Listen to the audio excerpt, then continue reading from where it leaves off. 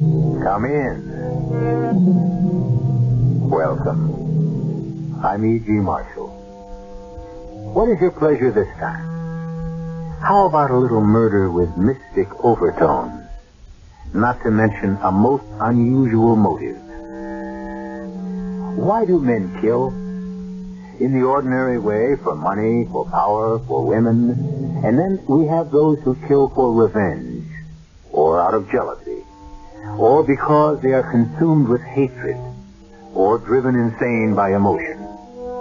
Moving along, we even have those idealistic spirits who will kill you for your own good, because you are too obstinate to accept their religion or their way of life, which they insist is better than yours. With all of these, we are more or less familiar. But did you ever hear of a man who was killed because the murderer wanted his talent? You're about to. Don't kill me. I'm sorry, Fred. I really don't want to. I have money. Take my money. I don't want your money. I'll resign. You can have my job. You can have a great career. I said I was sorry. I'll give you everything I own. It's not enough. It's not enough. But I'm rich. It's not enough.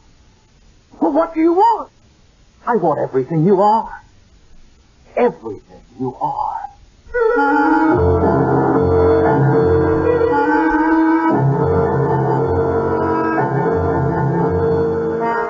Our mystery drama, A Death of Kings, was written especially for the Mystery Theater by Sam Dan and stars Mercedes McCambridge.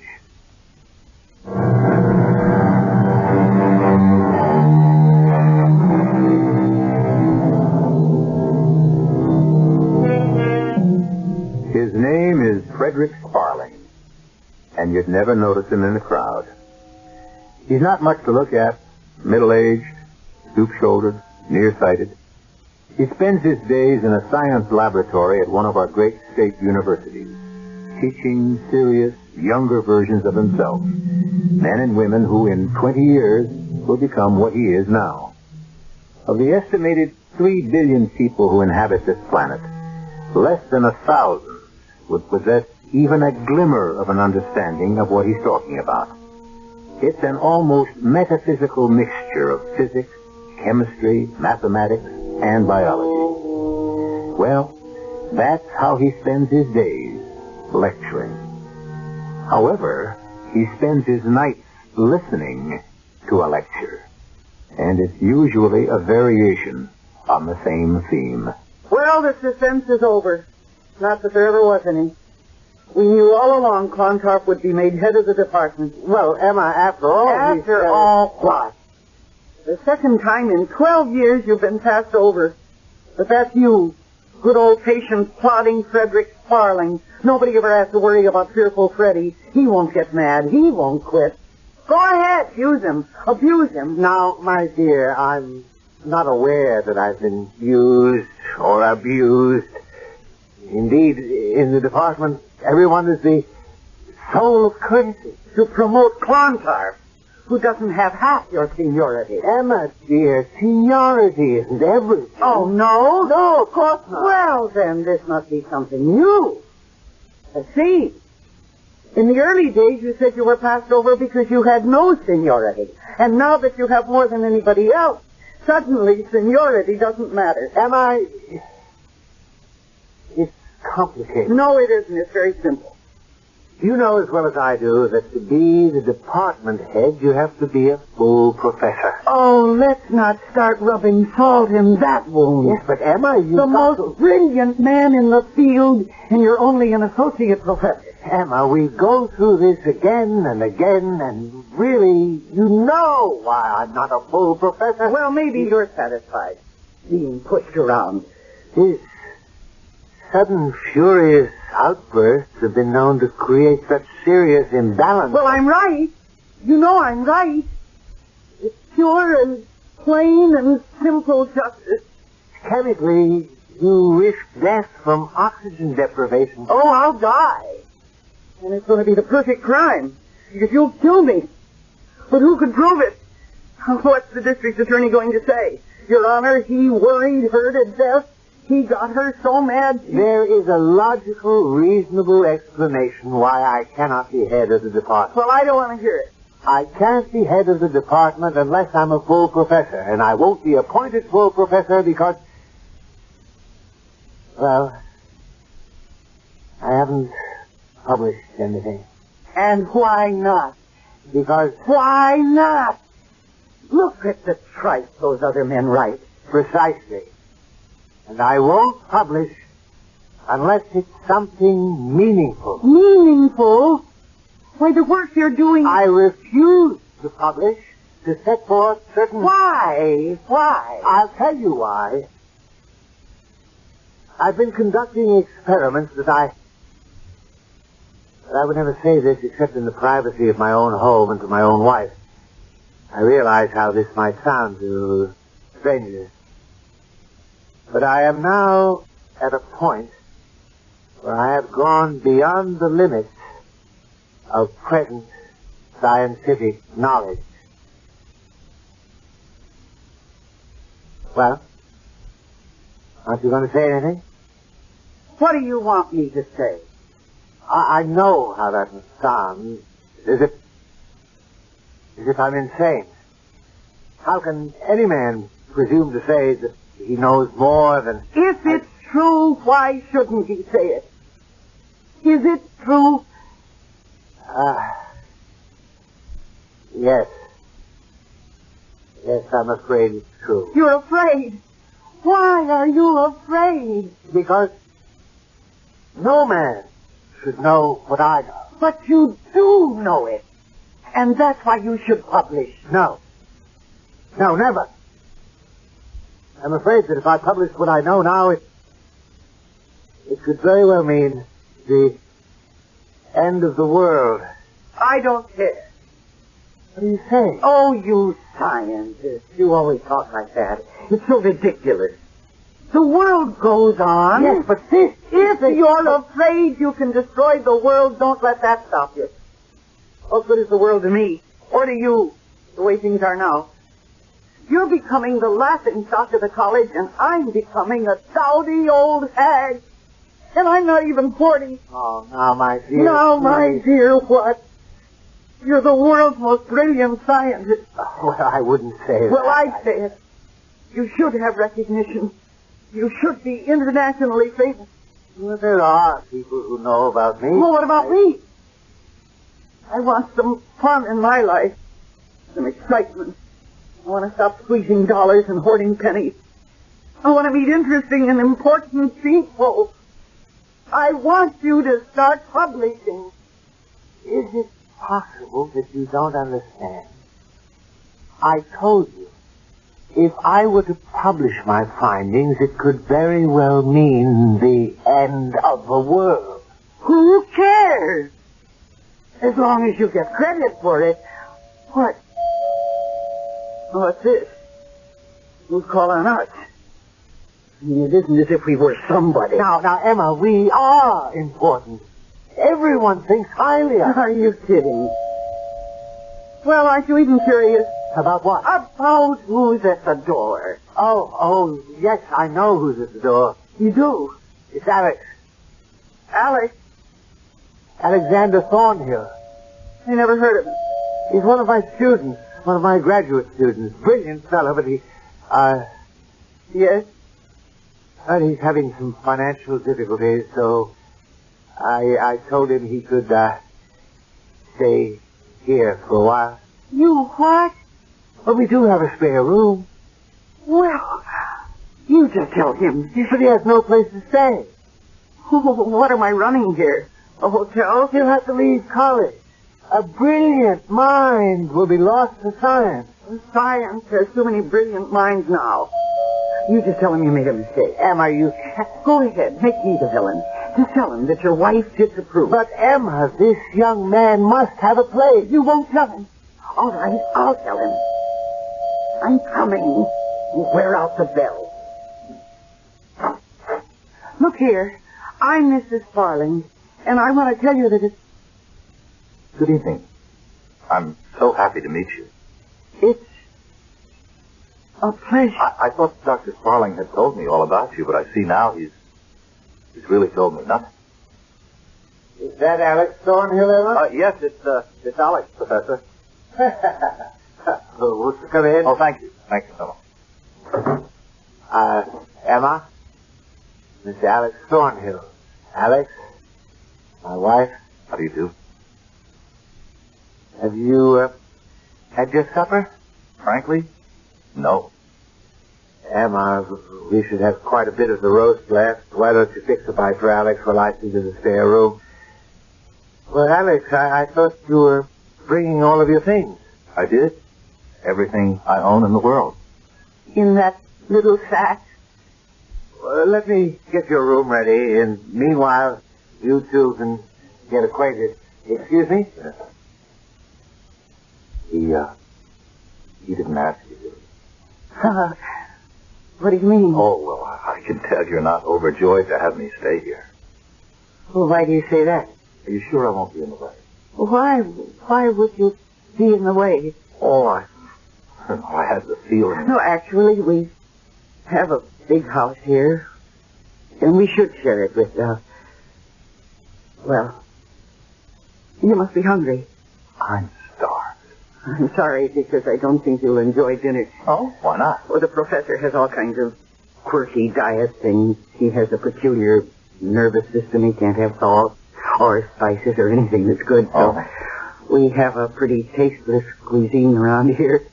And besides, I'm a terrible cook.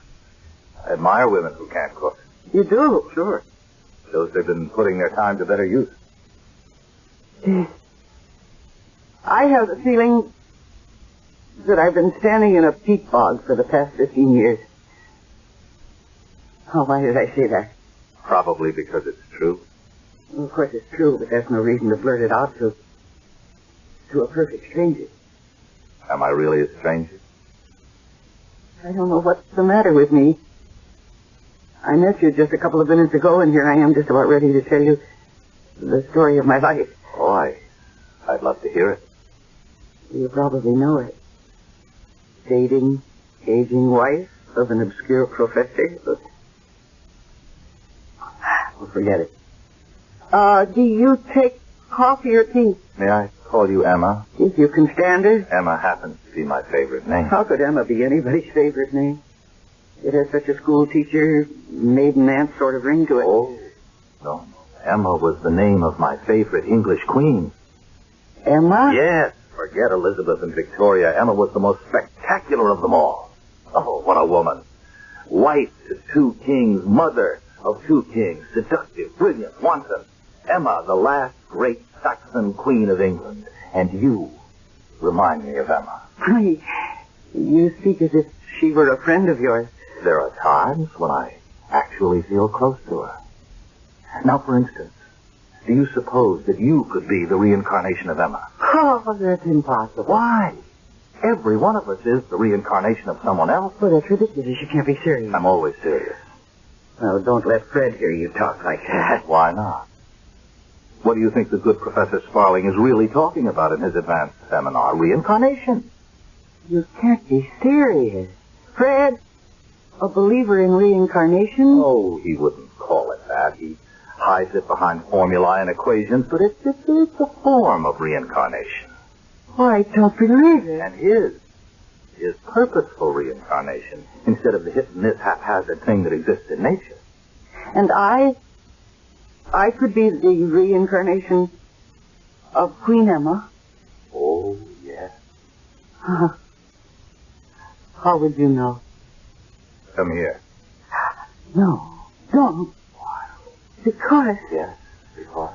Because he might come downstairs and... Really? Listen, I love my husband. Oh. And besides, I hardly even know you. You know me. You knew me. Think back. No, I don't believe a word of what you're saying. I need you, Emma. I always needed you. What are you talking about? I wished you last time. I didn't realize what you could do for me. You must be crazy. Are you listening to what you're saying? That was 1,000 years ago. I was ignorant. I was arrogant. I wanted to own the world, but I didn't know how. Then what do you want with me? You're hardly more than a boy. I'm older than I look. Oh, please. And you're not as old as you look. Thank you. But I have a secret magic formula that can make you look younger, years younger. What's that? Just come here. But You don't have to talk. Alex. Now, look at yourself. Look in the mirror. Look at your eyes, your face. If Fred finds out, it'll kill him. I know, my darling, but it's necessary for him to die in any event. Die? Fred has to die? Why? Why does he have to die? Because we shall be compelled to kill him. We have to kill Fred? Yes, my dear Emma, but be still. I see you two are getting along famously. Well, your room is ready for you, Alex. Thank you. You know, Emma, darling, I was sure you'd approve of Alex. I was convinced you'd like him.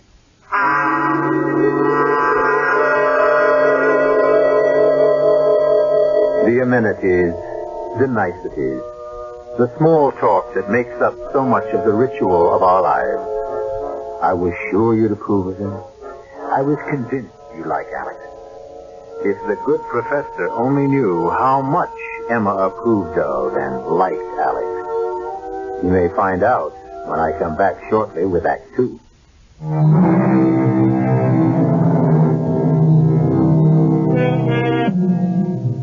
I suppose it's the story of the world. True genius is often overlooked and must labor in obscurity while sham and fraud receive the rewards of the genuine artful. However, as they say, virtue is its own reward, and it's usually enough for the truly virtuous. For Professor Frederick Sparling, enough is as good as a feast. He has his work, he has his wife, he has his home, and he even has his disciple. Can the true man of learning ask for more?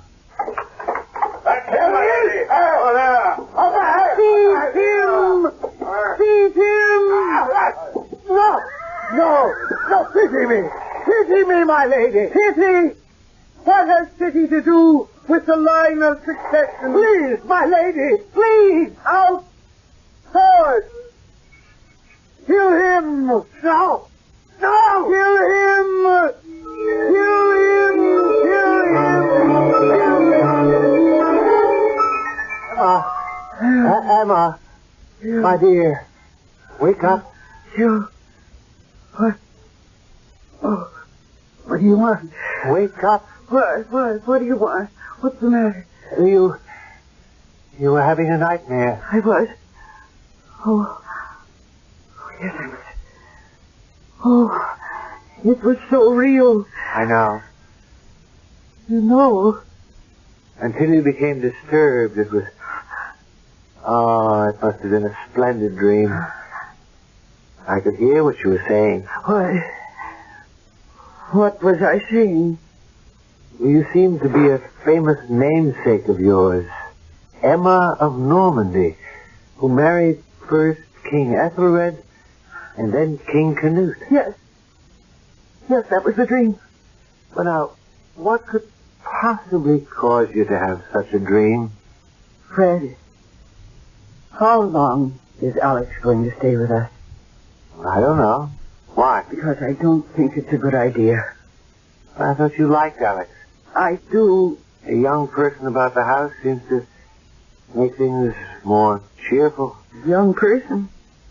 It isn't as if we were ready for our Social Security.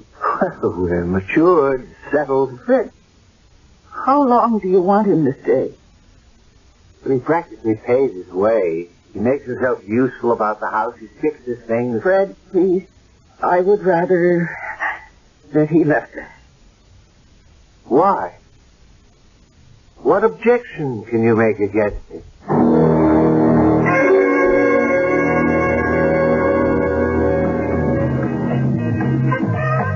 Alex, I don't think coming to a place like this is such a good idea. Why not?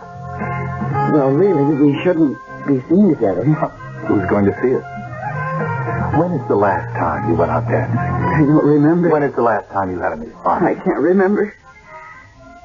Alex, I want to tell you something. Do you want me to leave the house? How did you know? Because you're being Emma. Queen Emma. Oh, please, Alex. Don't you see how your life runs parallel? She was also married to a Fred Sparling, except his name was Ethelred. Ethelred the Unread. Oh, that's nonsense. Why? Well, how can it be anything else? His world fell apart, but not hers. She knew what to do. She prepared for the future. And so when her husband died, providentially, they say she may have had a hand in it. Why are we talking about this? Is it painful? People don't die.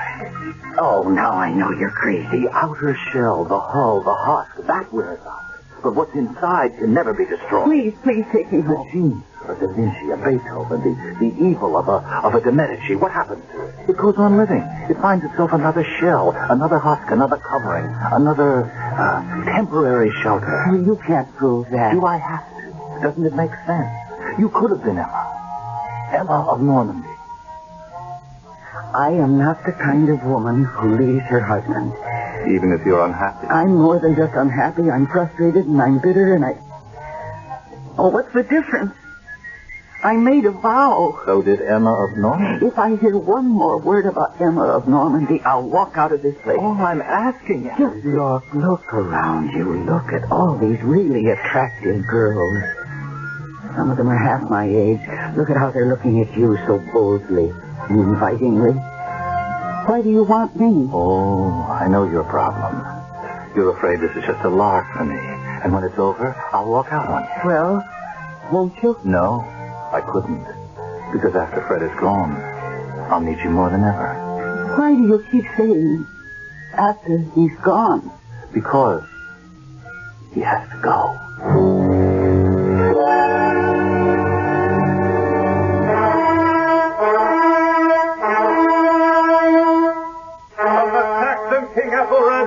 I demand the surrender of the castle and the abdication of the throne. Well, give him your answer. Hurl down heavy boulders. Pour boiling pitch from the battlement. Emma, be silent. I will not be silent while this bloodthirsty Viking pirate... Emma, That's what he is. That's all he is. He will not take away my kingdom. you forget. I am the king. Then act like a king. What am I to do? You mount your horse. Lead your troops through the gate in counterattack. Be the king. Attack. Yes. What? I shall have to consult with my counselor. And meanwhile, we shall lose the kingdom. No. We shall consult and discuss and hold a parley. What is your answer, Saxon king?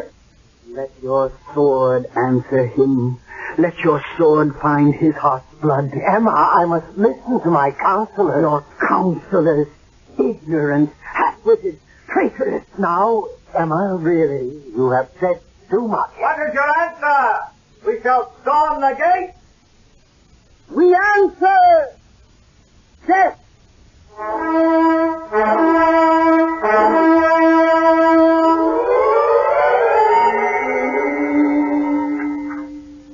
But, my dear Emma, one simply does not make a sharp 180-degree turn and just change the direction of one's life. Well, one does, if one's life depends on it. Emma, my dear, I think you've put some salt into the soup. Oh, Fred, we have to break out of here. This house... But this house is our home. It's our castle. Don't take castle. But we simply cannot pick up and leave. Why not? Well, for one thing, I would have to consult with some people. Consult? Why? Whose business is it but ours? And I want you to stop teaching. Stop teaching? How could I do that? It's very simple. Just resign. I'll type a letter for you. Hey, but what would I do to earn a living? You could write About what? about the things you know, things no one else does. Those are dangerous things. Good. And the whole world will want to read them. What I know, in the hands of an unscrupulous man could... Well, he could own the world. How? He could simply say, obey me, or you will cease to exist. Then why don't you say it? Because I can't. Why can't you? Because I can't even explain it. Try. No, don't you see? A man isn't just what he knows. What he knows is a dynamic part of everything that combines to make his personality. This knowledge is only a part of me. There's the rest of me. And what I am prevents me from being ruthless. Well, I can do it for you, Fred. Oh, Fred, aren't you sick of being nobody? Well, I don't feel that I'm... Well, you're a character at the college. Oh, sure, there's old Fred Sparling. Old? You're hardly 45. Harmless old Fred. Teaches our seminars. Way up in the clouds there. All that theoretical stuff. There's no practical application. Now, Emma, you're beginning to secrete adrenaline. I know that, Fred. Too much. What do you expect? You have to secrete enough for two. Yours never flows. Your heartbeat, your pulse, your respiration. Oh, damn it, Fred. Those are the vital signs of life. Don't you ever get mad. No. Well, I see no point to anger. Well, maybe this will make you mad. Your star pupil, Alex. Ah, brilliant lad. He's more than my star pupil. He's my disciple. So much the worse. Alex, his life depends on your generosity. Without you, his education would be finished. Now, please, Emma, one doesn't flaunt charity. Without you, he wouldn't have a place to sleep. We are commanded by a higher power than ourselves to share what we have. It's our duty to share. Is it? Of course. Everything? Yes, Emma. We must share everything we have. Even our wives? What? What did you say? I want to know if a man is required to share his wife. Darling, what does this have to do with everything? Alex? From the charitable goodness of your heart, you have given Alex a place to sleep, and from the moment he crossed your threshold, he has been trying to sleep with me. Now, Fred, what do you say to that?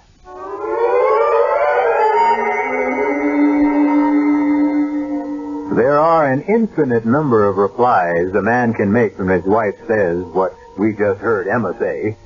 I'll kill him. Or he could say, I'll congratulate him. He could say, well, that's gratitude. Or he could say, you must admit my friend has excellent taste. Who knows?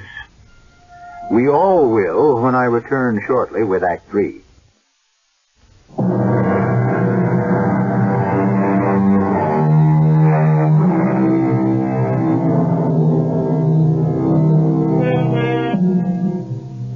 While certain primitive tribes consider women as communal property, and the greatest honor you can show a man is to accept his wife, this custom is not true of our own society. Or at least, we don't think so.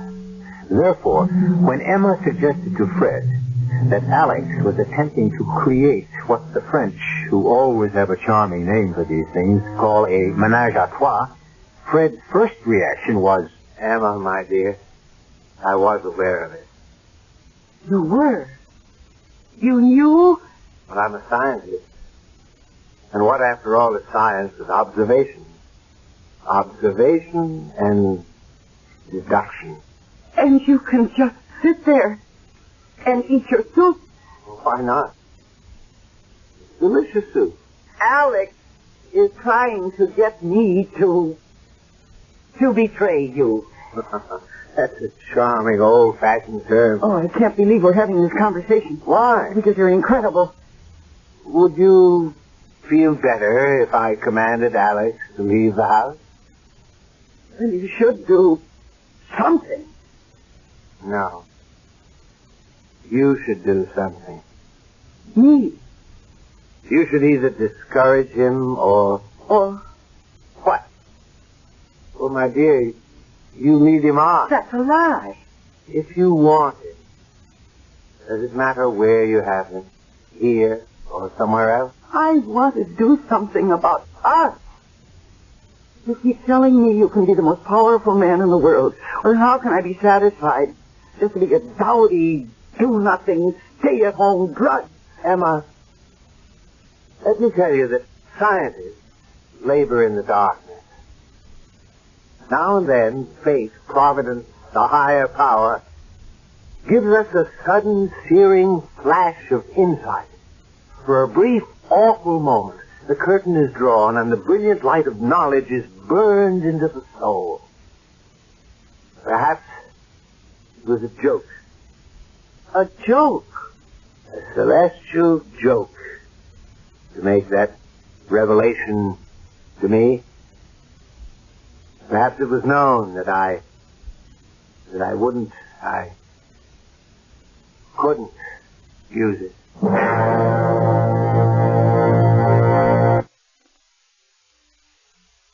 You look beautiful tonight. He's saying you'll convince me. You know what a woman needs to make her beautiful? She has to be secure in the knowledge that a man loves her. I always knew that Fred loved me. He doesn't count. I said a man. I know what you're saying. And I know what you mean. And I believe you.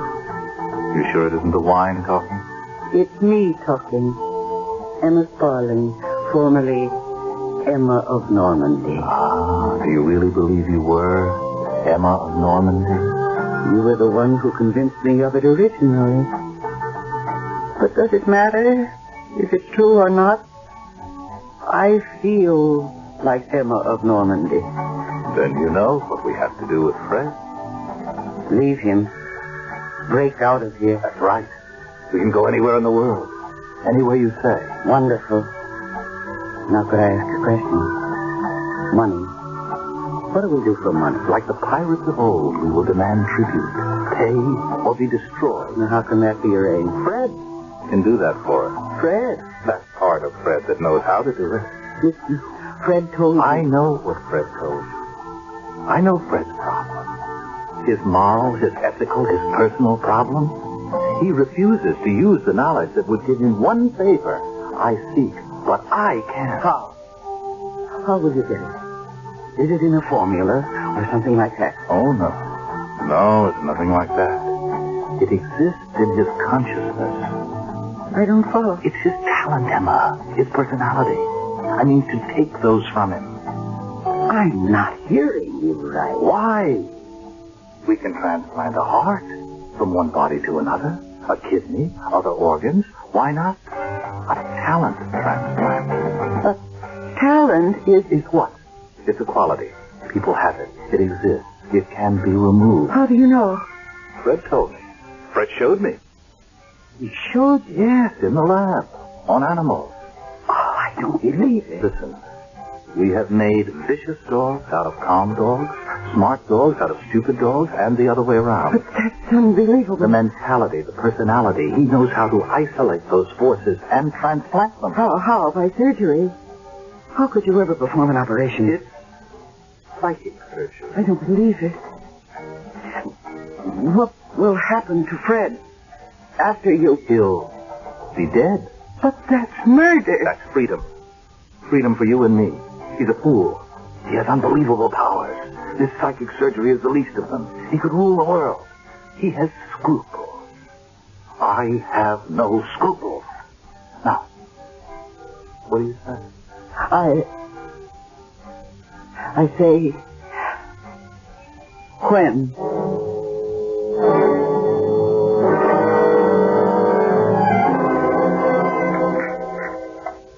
More coffee, darling? Oh, yes, I think so. I don't understand why I should feel so drowsy. Maybe it'll wake me up. Here you are, Fred. I have some papers I really should go over this evening. Alex. Yes, Professor? We really should check the results of those experiments. If you're feeling up to it. Oh, yeah. I'll be perfectly all right as soon as I finish this coffee and, He's out. Yes, but a bit too deeply. You put too much of that. What should we do? It's all right. He'll come around. We only need him to be semi-conscious. How are you going to... Hand me those needles. No. One at a time. All right. Now, cut away his sleeve. Yeah. All right, careful. Good. Now, swab his arm with the alcohol. And let me just plunge home the... There. Alex, I'm frightened. Oh, please, it's too late now. Hand me the needle on the other end of that wire. Is it like a blood transfusion? No. How can it be a blood transfusion? It's not a tube, it's a wire. Here, swab my arm with alcohol. Yes. And hand me the needle. Be careful. I know how to do this. And you told me that Fred will be dead afterwards. Won't the police... Don't worry, the doctor will see only natural causes. Heart failure, shock, no way to prove murder. Now, get that little box that I hid on the shelf. Quickly. Emma. Oh. Emma. He's coming too. Don't worry about it. When this is over, I'll be unconscious. You remember what you have to do? Emma. He's waking up. No. He's just coming around to where I want him. What do you have to do afterward? I have to remove the needles and take the box, everything we used, and hide them in the attic. Yes.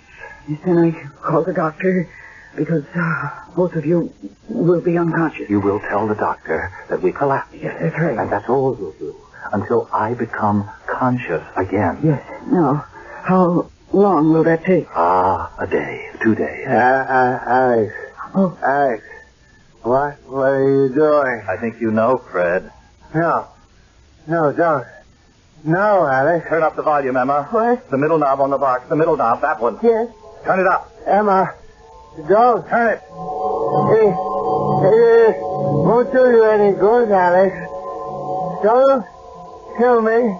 Emma. Alex, maybe... Too late. You have done it for nothing. For nothing. Higher, Emma. Higher. Alex, I'm frightened. Oh, for nothing. You're killing me for nothing. It's working. Already I feel something. I see something. I know something. Oh, good Lord. What I see. What I know. Nothing. It's for nothing. You knew this. And you didn't use it. I'll rule the world. No.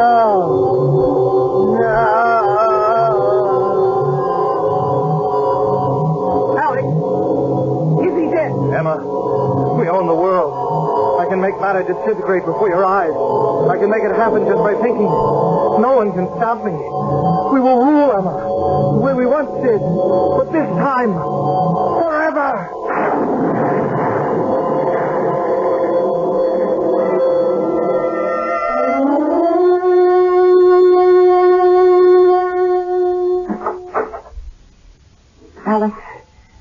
Alex, darling. What?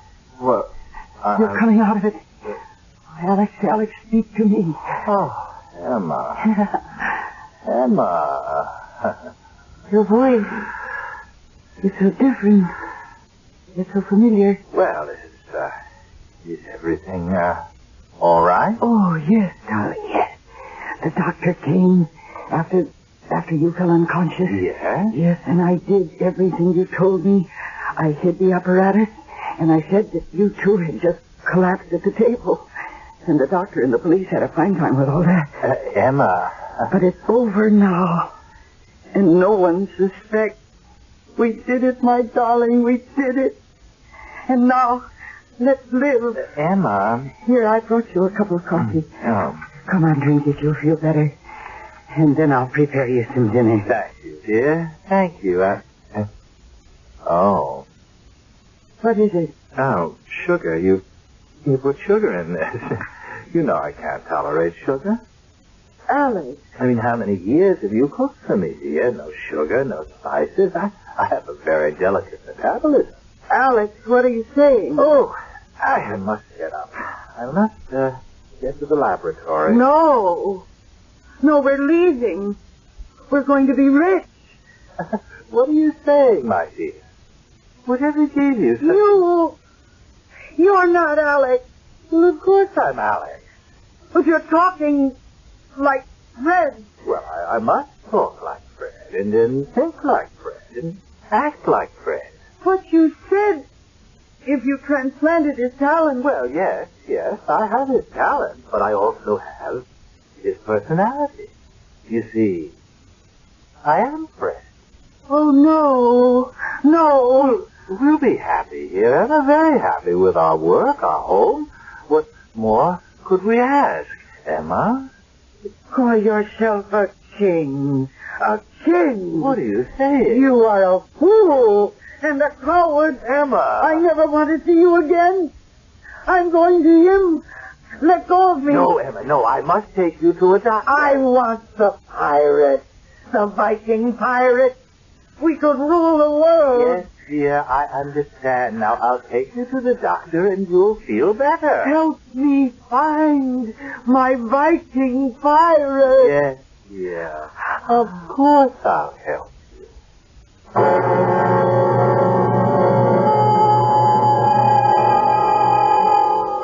She started out 1,000 years ago as Emma of Normandy. That was the first time she married Ethelred the Unready and left him for the Viking Canute. And she's been leaving him ever since. But this time, for the first time, she has both of them in the same body. Where can she go from here? We'll have to wait a couple of 100 years to find out. You only have to wait a few moments, however, for me to return with more.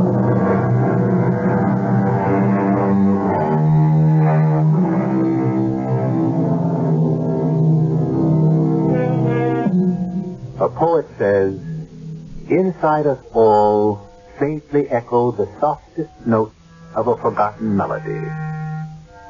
Where did we once hear it? And when did we sing it? Sometimes in the absolute loneliness of the darkest night, there is a whisper. Is it a vagrant breeze? Or someone calling out, reaching out from the bottomless well of the past and saying, remember me? Once I was you. But perhaps things are best left the way they are. Perhaps there are things best not remembered. Our cast included Mercedes McCambridge, William Redfield, and Robert Dryden. The entire production was under the direction of Himan Brown. And now, a preview of our next tale. I'm sorry, son, I didn't understand. Those were the 6 words. Sorry for what? For remembering me. I wouldn't expect us to forget immediately.